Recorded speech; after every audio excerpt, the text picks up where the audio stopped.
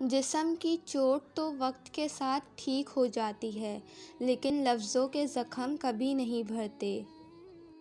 پیٹھ پیچھے آپ کی بات چلے تو گھبرانا مت، کیونکہ بات انہی کی ہوتی ہے جن میں کوئی بات ہوتی ہے۔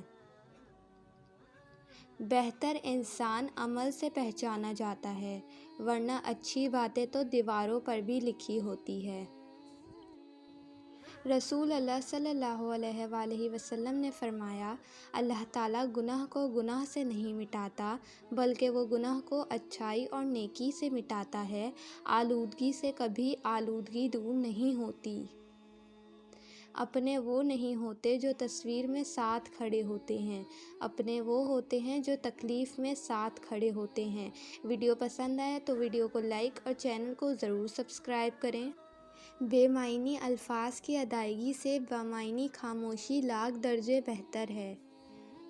لوگوں کے عیبوں سے اس طرح غافل ہو جائیں جیسے نیند کے وقت آپ دنیا سے غافل ہو جاتے ہیں۔ خوبصورت عمل انسان کی شخصیت بدل دیتا ہے، اور خوبصورت اخلاق انسان کی زندگی۔ تحریر ایک خاموش آواز ہے اور قلم ہاتھ کی زبان ہے۔ خوبصورت عمل انسان کی شخصیت بدل دیتا ہے، اور خوبصورت اخلاق انسان کی زندگی۔ اچھی باتیں پڑھنے کی عادت ہو تو اچھی باتیں کرنے کی عادت خود بخود بن جاتی ہے۔ اپنی زندگی میں ہر کسی کو اہمیت دو۔ جو اچھا ہوگا خوشی دے گا، اور جو برا ہوگا وہ سبق دے گا۔